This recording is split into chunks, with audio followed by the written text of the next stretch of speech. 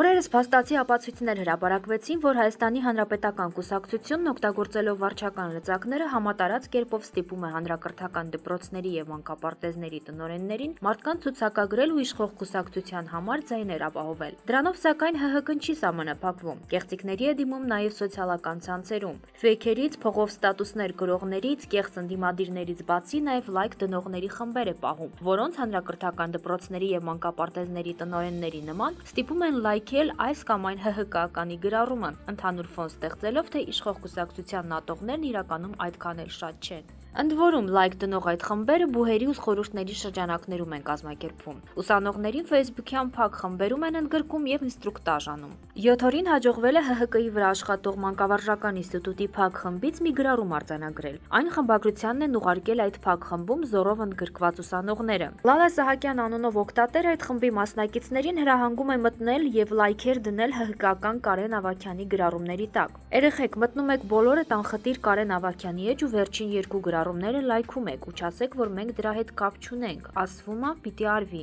ցուցակով է, արագ արեք ու պլյուսները դրեք, մտնեմ ստուգեմ։ Ուղագրական ու կետադրական սխալներով գրառմամբ խիստ հրահանգում են Լալա Սահակյանը եւ կից հրապարակում Կարեն Ավագյանի Facebook-յան էջի հղումը։ Հրամանը ստանալուց հետո մյուս օգտատերերը հերթով մտնում են Կարեն Ավագյանի էջ, հավանում նրա վերջին երկու գրառումները, իսկ փակ խմբում պլյուսներ դնում, որ իրենց անվան դիմաց էլ պլյուսը ստանան որպես հնազանդ կամակատարի։ Հավելենք նաեւ, որ Կարեն Ավագյանը վերջին այդ երկու գրառումներով մեջ բերել էր Սերժ Սարգսյանի խոսքերը, որոնք ինչպես նրա մյուս բոլոր մտքերը իրականությունից կիլոմետրերով հեռու են եւ հաստատ չեն կարող հավանության արժանանալ օգտատերերի կողմից։ Բայց արի ու տես, որ ֆեյք գելափների հեղինակների ստեղծած փակ էջերում հրահանգներ տալու եւ ստիպողաբար լայքեր կորզելու արդյունքում Սերժ Սարգսյանի այդ խոսքերը ստացել են 240-ից եւ 190-ից ավելի հավանումներ, ու այդ թիվը գնալով ավելանում է։ Փաստորեն իշխող կուսակցությունը ՀՀԿ ղեկավար Սերժ Սարգսյանի խոսքերին հավատարիմ ոչ միայն բուն ընտրատեղամասերում է թիվ խփում, այլ նաեւ վիրտուալ աշխարհում ու այդ եղանակով ապահովում իր կեղծ անվտանգությունն ու առաջընթացը։